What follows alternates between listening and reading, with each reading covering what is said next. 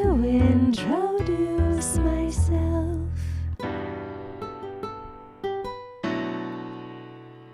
Stoner Story Witch.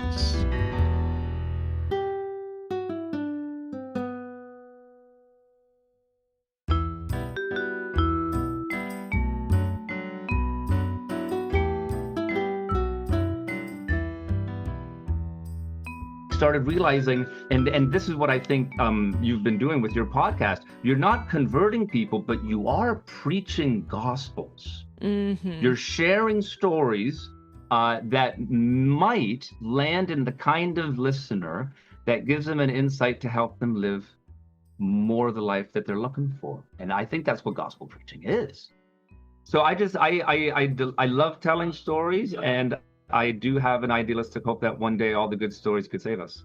Yeah, yeah, me too. Hello and welcome to the Stoner Story Witch. My name is Kristyn, and I'm so grateful to be hosting this podcast on the lands of the Chorotega people, colonially known as Costa Rica. So today's episode is essentially chapter 1 of what I hope to be an ongoing series in this coming year on the podcast, where I will be sharing snippets of my writing process with a writers group that I became involved in. And in the episode, I'll share details about that, so I won't say too much about it here. But today's conversation is with just one other person in my writers group. Our writers group was pretty small, and so it has just been me and my friend Matt that have been meeting up lately. And I had the thought of, I would love to record a podcast, and we had kind of talked, he seemed interested in the idea. And one day I just show up to our writers group over Zoom, and I have all my recording stuff ready. And I was like, hey, what do you say we just press record and just see what happens? Let's just have the plan that we're just going to kind of introduce ourselves and set our intention, and that it will just be a short little chapter 1. And I was so grateful that he was willing to go along with it. And that is what I'm sharing with you here today. What feels really cool about this particular season, and I think I am going to make this a season, so I guess this will be like season 5, episode 1, is that it feels very similar to a thing that I provided for myself almost 2 years ago that I called a creativity coven. And my intention with my creativity coven 2 years ago was to just gather up some friends of mine and meet for every full moon and new moon, and to just kind of, essentially just kind of be a supportive group to be talking about whatever was emerging creatively, and to be really flexible with what is it that we are actually creating, and that it doesn't have to necessarily be artsy. It can be more fluid. And that was super fun, and it was absolutely just for me, it was the support that I needed to get the podcast off the ground. So it was that creativity coven and the sourdough practice that kind of helped me get to the point where I could finally release season 1 of my podcast. And so now it feels, a lot of the energy is the same. I need some sort of, accountability, some shared rhythm with other folks that are, aligned spiritually or creatively with what feels meaningful to me. And so it feels really juicy, I guess, to be able to share this process. And I not really know where we're going, but just be documenting that it's happening. So all that to say, today's episode is really just an introduction to one of my writers group friends, where we connect a little bit about our shared history of being in the church. My friend Matt goes into it, but that, he was very much a fundamentalist Christian. And I would say that I kind of dabbled in a little bit of evangelicalism, but not quite like the full fundamentalist extent that he talks about. but it was really it's a really interesting conversation to have, because it really has gotten me to thinking about how much does like my somatic practice of being a Christian and being firm in your faith and spreading the good news, maybe primed me to start a podcast then, years and years later. And in what ways is a relationship with the spiritual, whether, through prayer to Jesus or the Holy Spirit or what have you, in what way is that also like a fertile ground for creative practice? And so all of that just feels really juicy. I'm excited to see where this story goes. And so, yeah, without any further ado, here is my conversation with Matt. Well, welcome to the Stoner Story Witch, by the way, Matt. Oh, thank you. I'm so excited to be here. I'm curious. I'm going to ask you, what are like, just basically to introduce yourself, and maybe I could even introduce myself to you, because we really like, we know little bits and pieces of each other. But like, what are identities that you lead with, or that might feel meaningful for just kind of knowing what we're doing and why we're here? And then to elaborate on how did we connect and why are we here? And maybe without naming names, because we haven't gotten consent, like that there is a kind of energetically a third person present that I think is really meaningful to name. Yes. And yeah, I am curious to chat with you kind of about the evangelical to creative or evangelical to witchy pipeline that I think is something that feels like something that we have in common. And it's very interesting. Yeah. And I did actually finish reading your book. No. I did. Oh my goodness. That yes. tickles me so much. Which I certainly don't, we don't necessarily have to, if I end up making connections there and you don't want me to include it for the podcast. Do it. No, I love connections. Connections are great. So, let's just take a moment and introduce yourself, Matt. Like, who are you? What are the identities that you kind of lead with? I've never heard it phrased that way, but I love it so much, because whenever people say, so who are you? I'm like, well, I don't know where to start, but the identities that I lead with, oh, that's interesting. I might be able to work with that. So I'm Matt Cook. I currently live here in Toronto with my wife and 3 kids. I actually always kind of lead this way. I was raised in a fundamentalist evangelical denomination. It's called the Brethren. A lot of people don't know about them, but they actually invented the rapture, fun fact. Oh, God. Yeah, there was no rapture until 1825, when John Nelson Darby, our Big Daddy founder, figured out the Bible for the first time. Anyway, so yeah, I grew up in a very fundamentalist church. And right after high school, I went to a little Bible college where I met my wife. My wife is from rural Pakistan. She was sponsored by a missionary to come to Canada and get a real Canadian education. So she was sent to this fundamentalist Bible college. There was 45 students our year. It was the biggest year we ever had. I would say I was absolutely radicalized at Bible college. Certain doctrines that a lot of people hold, but maybe don't really dearly grasp, things like hell were big for me and terrifying. So I became an evangelist. I was a traveling preacher. And I actually kind of partially married my wife in order to get a green card to Pakistan so that I could tell people over there about Jesus. So we dropped out of Bible college. We moved to Pakistan. We had a kid right before going and a kid while we were there. Lived in a little apartment above the bazaar in a town by the edge of the Thar Desert.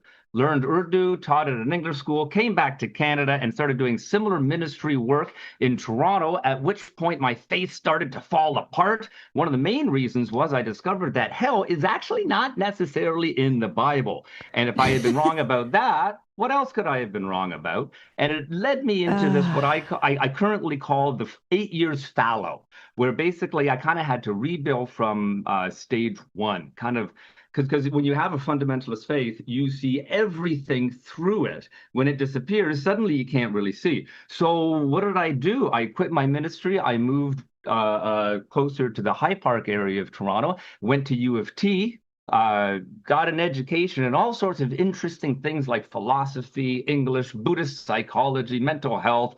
None of Wow. it paid for anything. After that, I started falling in love with, or maybe more identifying my love with the power of story. Mm. And even to this day, I hold on to certain, I would call them Christian concepts. The concept of gospel is super important to me because a gospel, as the Christians say, well, the gospel is that Jesus came to save you from hell or something like that. But really, what a gospel is, as I understand it, it's a good story that changes things for you. And Ooh. suddenly, and it just blew my mind, and I was like, story is everything. So after U of T, I went and I got my master's in creative writing at the University of Guelph, which was amazing. And as my thesis, I wrote a book about a bunch of Bible college kids struggling with deconstruction, which kind of was cathartic for me. Uh-huh. And after that, and now I just kind of I'm weirdly a front end designer for a computer company. The one thing I didn't get an education in. And I still believe in story. And after, I guess it's been 12 years since my faith fell apart. And these days I would consider myself a Christian with an asterisk beside it. Hmm. And this actually came about partially because of one of my kids. I was able to leave Christianity, but it's like Jesus was still hounding me because all of the things are still in the back of my head. Even when I realized, well, everything in the Bible, it didn't happen. Not believing in that kind of a supernatural or some sort of a patriistic deity. Uh, I considered myself an atheist for many years, but the power of story and the Hmm. realization that all religion is Hmm. performative story, right? It's Hmm. stories that you remember and it's stories that you enact. Um, and I would keep talking about Christianity at home with my family, of course. And there are so many things in Christianity that if it were to be detached from this exclusivistic fundamentalist thing could Hmm. actually become very powerful meaning making gospels. And these would always be coming out. And then one day, my middle born, who was maybe 15 or 16 at the time, said, I think I want to be a Christian, but not that kind of Christian, your kind of Christian, Dad. And I'm like, whoa, am I doing the Christian thing again? Yeah. Oh. So I have been in the process of reinventing a Christianity for myself. I have one convert, my kid, who I Yeah. baptized in my bathtub. It was very Oh. ceremonial. It was great. Oh, wow. I put up cool sheets and everything. Oh, I don't wow. know if that answered the. Oh, and that's it. And that's Yeah. it. Yeah. Just hearing you talk, I feel like puts a lot of very eloquent words to a lot of like feelings that I have had. I Hmm.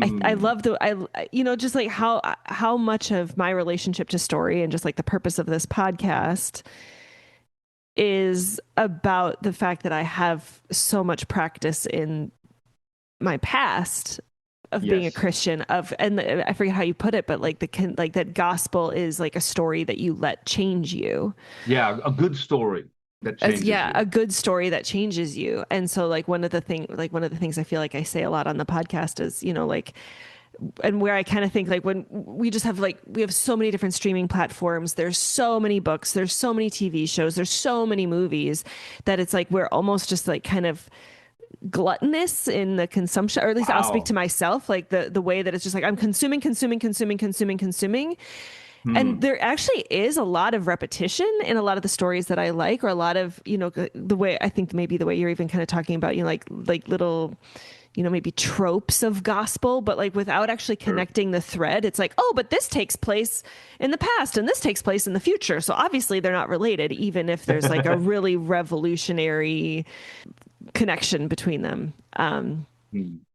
Yeah. And I mean, and then I also just, yeah, Sophie Strand is a writer I really like, and she wrote a novel. I forget if I've mentioned this to you, called The Madonna Secret, where it is that I feel like was a really important book that I read that helped me to, like you say that I'm a Christian with an asterisk, because it really almost placed the historical Yeshua as just like, what was Mm, he but a storyteller, like just a really yes. good storyteller that and the problem of the Bible is like, let's put it down into writing, but he never wrote his stuff. He would travel and he would like tell the story that needed to be told at that time in that place to those people. And so just like the power of story, and how it can also be an avenue of like building secure attachment with a particular person. Like I could talk about the Mm. Madonna Secret with like 20 different people, for example, and I could have a different conversation just based off of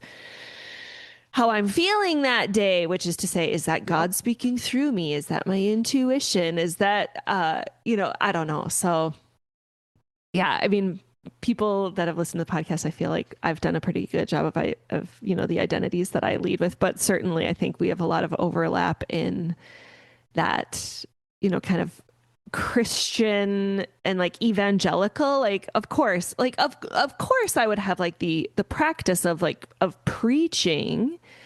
So then is it like a surprise that I have a podcast then? If like that was just like such a, it's such a thing that was valued and praised in the communities that I was in.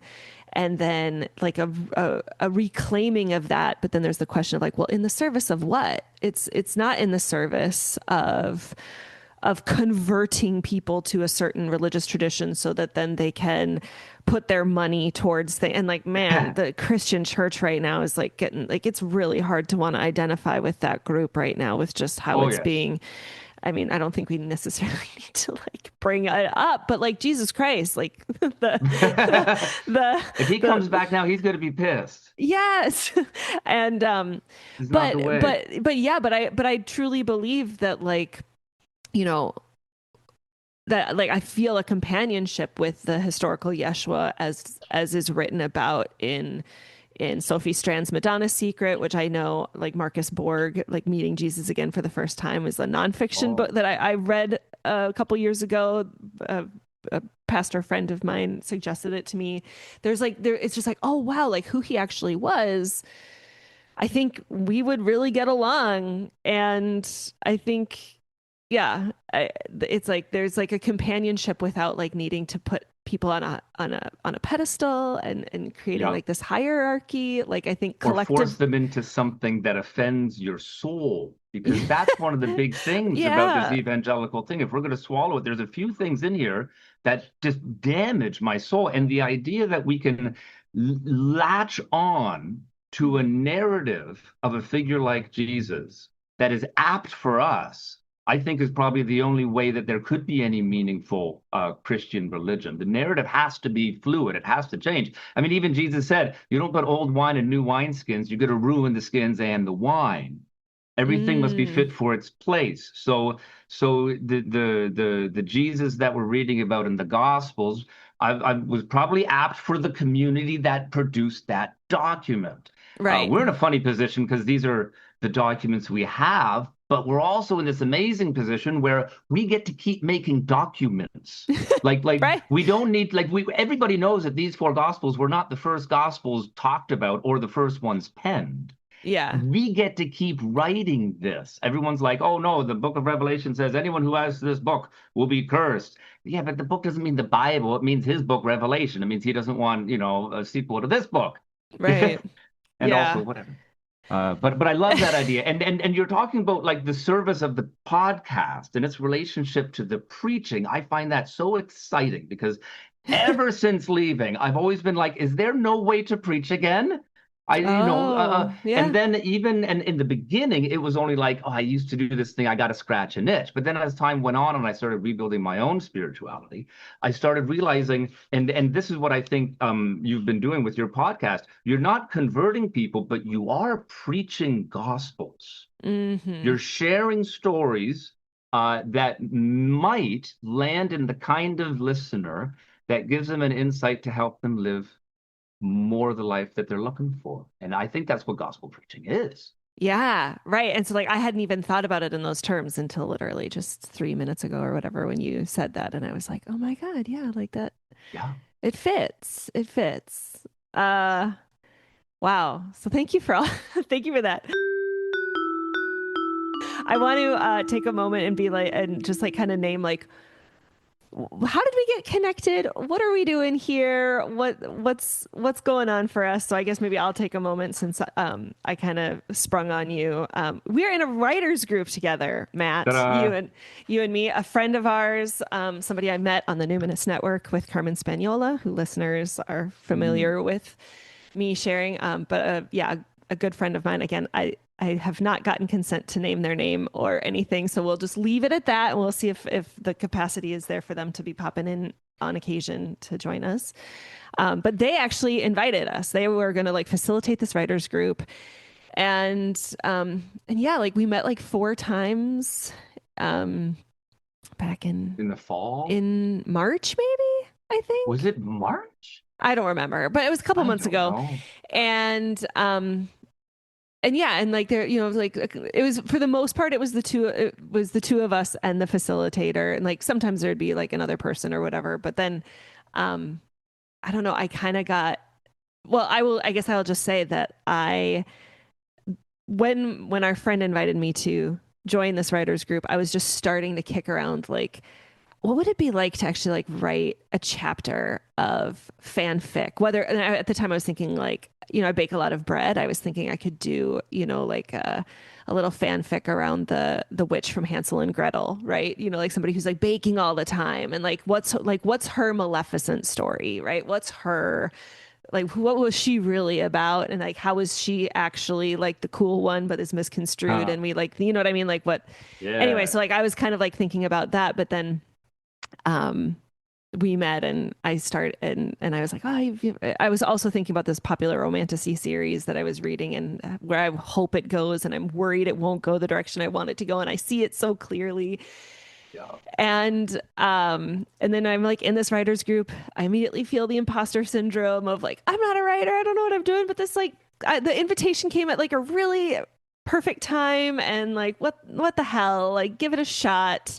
I have this like story podcast. Like, why not take Hmm. on like, like have this be like another practice and just another angle, another way to relate to story.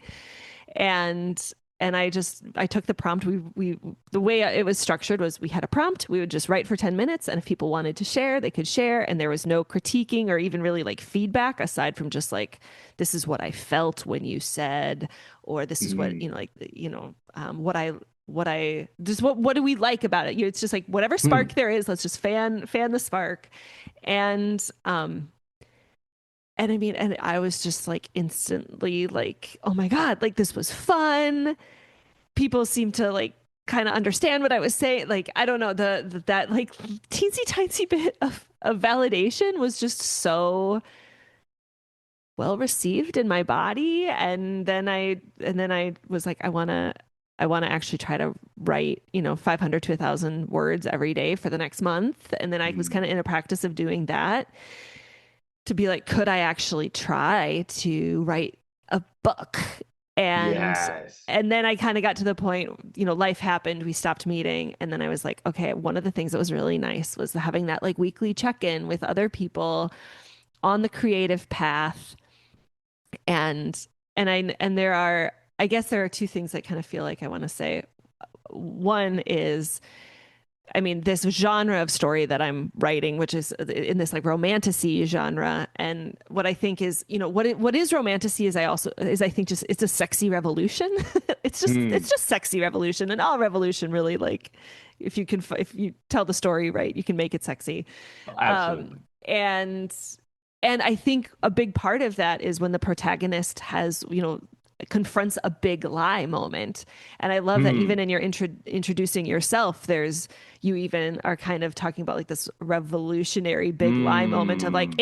if I was wrong about hell, what Yeah. else could I be wrong about? And like that crisis of, like confronting that. And a lot of a lot of the stories that I have done for the podcast or that I've just like, maybe not even necessarily talked about, but in the romantasy world, there's a big lie moment, maybe multiple that, you can kind of be like, oh, like the regime or the Yeah. empire has lied to you and you got to What are confront you going to that. do about What it? are you going to do about it? How are you going to proceed knowing what you know and given who you are and and again, and then like, how does that apply to us as the reader or the Mm. watcher or whatever? And so I think I'm just naming that like that is just a force that I'm really really trying to bring out.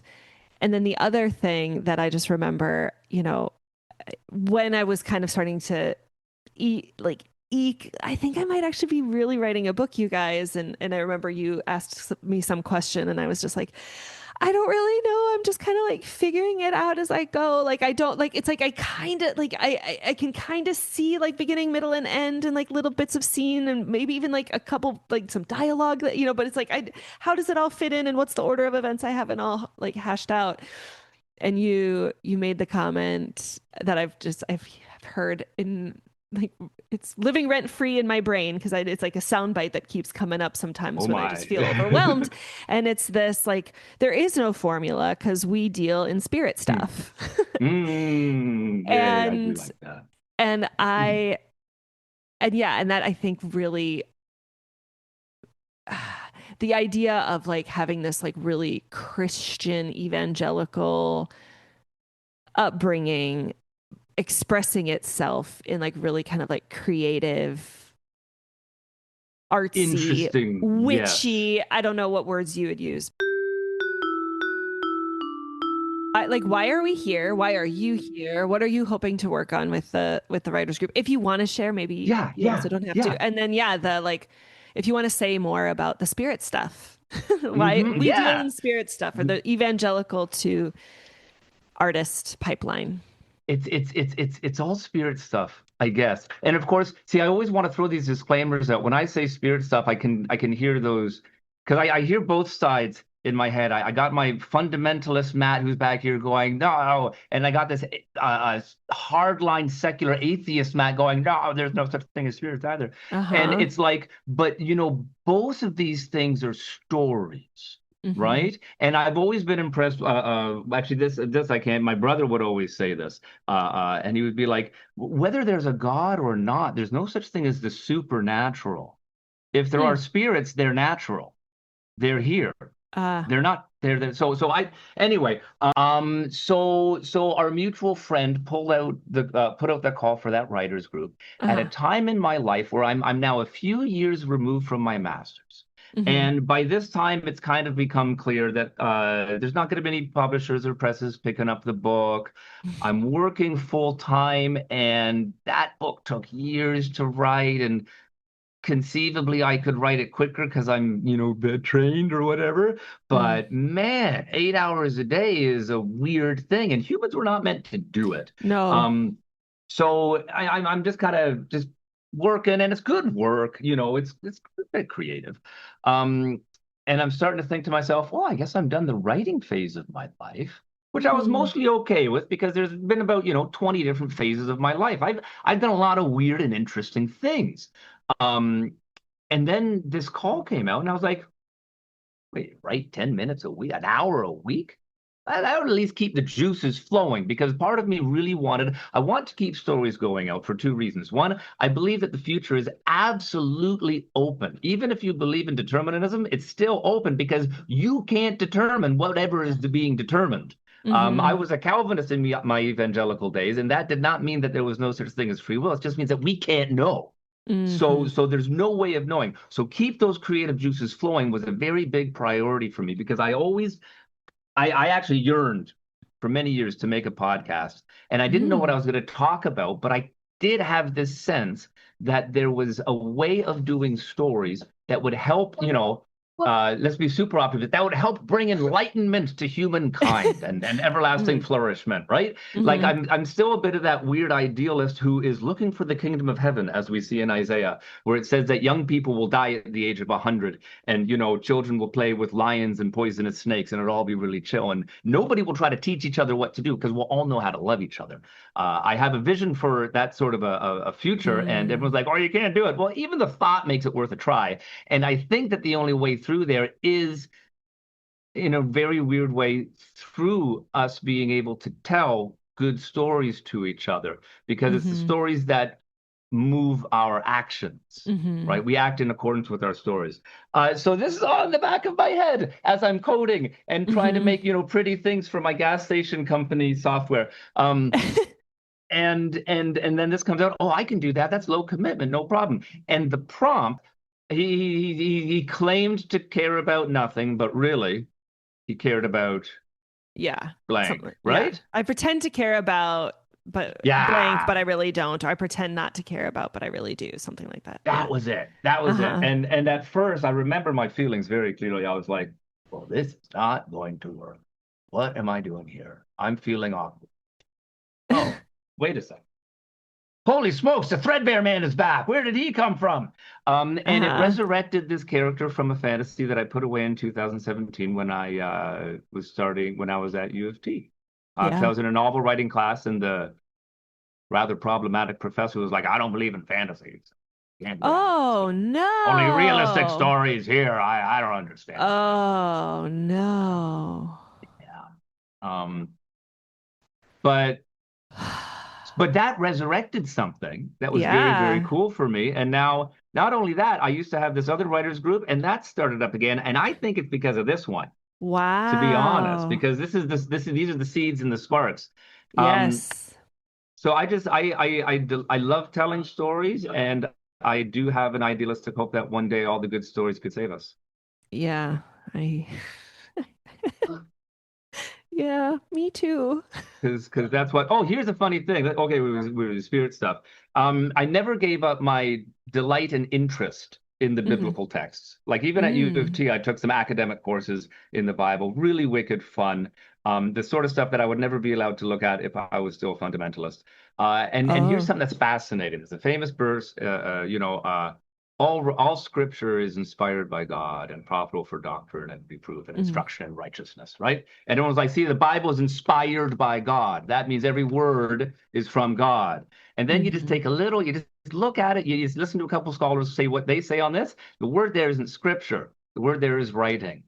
All writing is inspired by God. And the word inspired does not mean, we say, I was inspired to write this. It's an idiom. It means it's a godsend. Yeah. Like how you find a stream in the desert when you're really thirsty. That's a godsend, Yeah. It's used in the same thing. So all stories can be a godsend and can be useful for all these things, for framing our lives, for giving us that boost to do that thing that our spirit really wants us to do. Yeah. Wow. Yeah.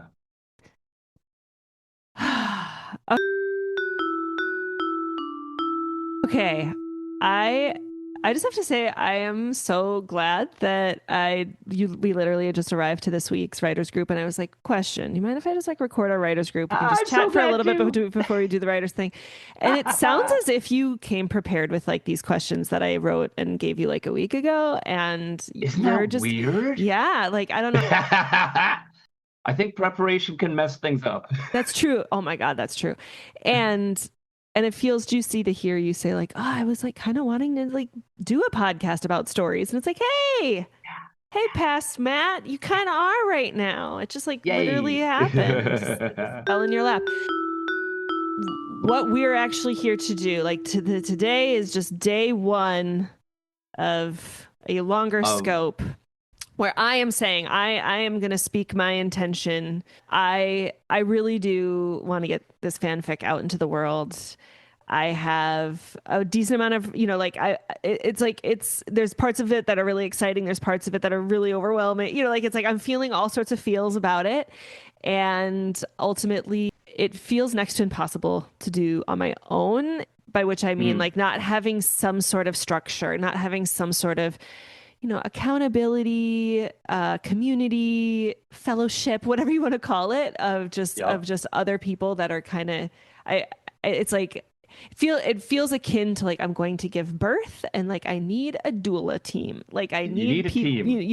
I need a Yeah. team. I truly don't really know you. I mean, I feel like I really do know you, maybe better than a lot of acquaintances that are my neighbors.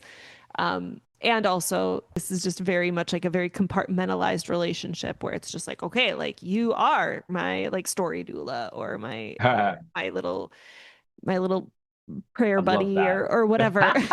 I love um, this so much. so that is my intention that I'm speaking it into the world, and my hope is that over the course of the next year, you and perhaps our friend who like we would not be here if it were not for them. So I'm just gonna say Yes. like we love you and like no Join pressure, us, but no but also pressure. no pressure. And like capitalism and collapse is a bitch. And like even if Yes. you want to be here, I know that sometimes it's hard. Yeah, so like it's my hope that you'll be on the podcast a couple times throughout the next year to just kind of give little updates, and I want to be a witness, support, doula for whatever work you might want to birth, and also no pressure. So, but if there's something that feels like, okay, like what's a dream, a goal, intention, promise, that you are wanting to put out. I love that because I'll tell you this. Because of my varied experience, I've had the privilege of knowing a whole bunch of people who have been successful with novel writing. I don't know anyone who did it without doulas. Right. Everybody, and so the group is so important, especially with writing because it is such a solitary art. You Yeah. have to do the work on your own, Yeah. and then it feels like, well, then what's next? And so I kind of feel I have basically the same goals, and I really resonate where you saying that it's impossible, because every time I look at this book of mine, I'm like, well, it's impossible. And then thankfully, part of me is like, yeah, but that's never stopped you before. I'm trying, Uh-huh. Um, so the impossibility is shareable, Mm-hmm. and then it becomes possible. So yeah, those are my intentions for that too. I want to see these books take life, Yeah. because I think they're good. Yeah. Is there anything you want to share about your Oh, my book? book. You don't Oh, have that's to. You interesting. don't have to. Let's see. So this is a book that I started writing while I was a missionary in Pakistan. So I guess probably I started in 2005. It was Wow. an utterly different book. I think I was reaching towards something like what C.S. Lewis did with Narnia, like this Uh-huh. big flashy allegory, but for adults. Um, and no, that's not why I started it. It has a much more romantic beginning, and I totally forgot about it. It's Ruth who always reminds me, my wife who reminds me. Oh. So this is cool. I had listened to some I was always listening to sermons, right? Because whatever. And one guy, he's talking about how we need to, be more loving towards our spouses. And a lot of men, they don't know how to do anything. I don't know, she like flowers, blah, blah, blah. And he's like, well, okay, don't be silly, men. Whatever you do that you enjoy doing, that you're good at doing, do that for your wife. Mm. And I was like, I've always kind of wanted to write something.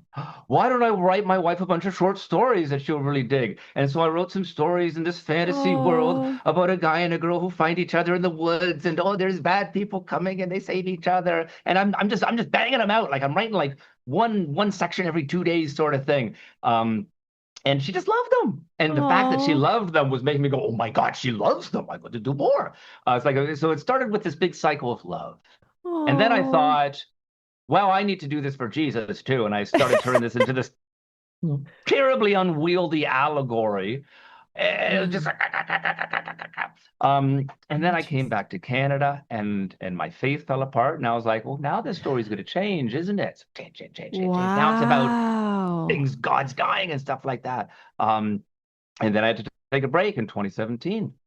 And I went through I really worked on myself during that time. But, a lot of spiritual exploration, a lot Yeah. of meaning making. And now to return to it with kind of the freshest eyes I've had so far, it's an Yeah. exciting prospect. Um, Yes. yeah, I think it's about the power of friendship. Yeah. Glorious. But we have No the worries. plan that we would be sending each other like little snippets of our writing, and that, And sharing delicious feedback. yeah, and then once a week meeting for 45 minutes to discuss on it. Or perhaps we would just be like, I didn't actually do any writing, let's just do the original protocol, which is like the 10 minutes. Let's Hmm. write, let's share. And then that just actually feels like a really, that in and of itself is just like such a sweet practice that It I, is. I don't necessarily want to like lose sight of either, because I think that like that was like the thing that felt so invigorating. And it was cool hearing Yep. your sense of, oh God, what am I gonna do? I feel really awkward. Oh my God, wait, Threadripper, that like that inspired, that godsend of just like, hey, actually, like there's more here. Yeah, I found it a very precious practice, and I had never done anything like it. So it would be very nice to keep that too. Yeah, Okay. yeah, especially when we're feeling dry. Okay. So I Yeah. guess my question is shall we keep chatting on record? What's your hard stop for today? Do we want to attempt to actually kind of chat about our stories, since I did Well, kind of well, take over with the podcast? well, I did prepare some feedback. Oh, okay. If you're interested, but the issue is, and it's not an issue, that about 5 minutes into reading it, I went into workshop mode. So I got a Uh, lot of very fun comments. This is a really, really exciting piece. Do okay. we want to talk about it while recording or no? Hey everyone, future Kristyn here. We decided not to actually record the feedback. Thank you so much for coming on and just introducing yourself and just kind of like being like, okay, like chapter 1, like we are starting on a journey of writing these books. We have begun and we will not turn back or turn aside. We are committed. Yes. What did the big guy say? When you put your hand to the plow, don't look back. Sure. Yeah. We're not I going to don't look know. back, but we're going to do it. We're making it We're gonna do happen. it. I'm We're gonna excited. do it. I'm excited to see how the story unfolds. Thank you Yeah. for thank you for yeah, saying Thank you for yes. inviting me in here and letting me be a part of this. I'm really excited to see where the spirits lead us. All right, take good care. You too. Thank you.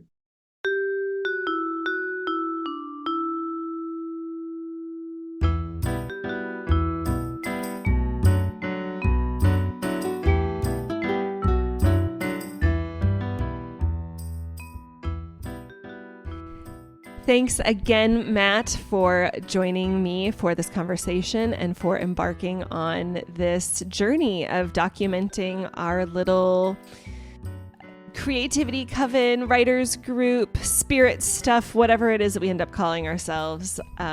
It is a delight to be embarking on this with you and with anyone else who wishes to join us.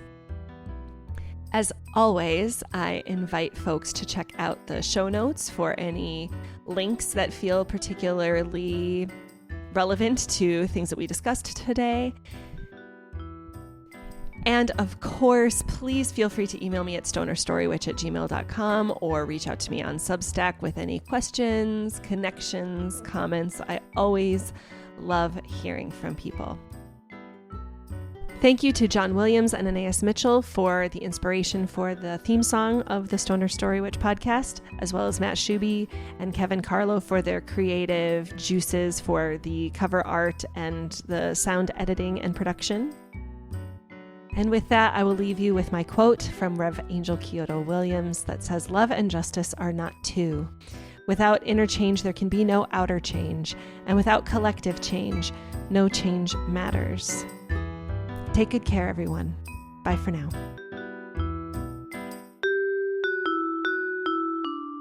Think that's a Gmail glitch. We can blame capitalism on that one. Yeah, you That's know not what? on us.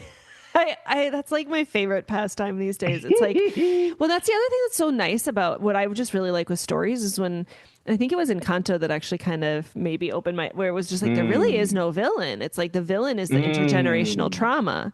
And then it's hmm. just like, oh, well, if that's true, then like, in what ways is Ursula not actually a villain? It's patriarchy or it's capitalism, or it's pretty much Yes. always colonization, capitalism, Yep. imperialism, Yep. patriarchy. And then The it's real like, enemy is never a person. It's a yeah, thing. It's yeah, an abstract. yeah. And then we need to hold certain people to like higher standards of behavior, certainly. But it's just like, Oh, otherwise we can't undo those stories, exactly, right? There's no exactly. way of undoing those stories Okay, so yeah, otherwise. fuck you, Yeah. capitalism and Mah. Google. Okay, so I Really apologize. would. I did not. Even though you sent it, I did not read it. No Um, worries. No worries.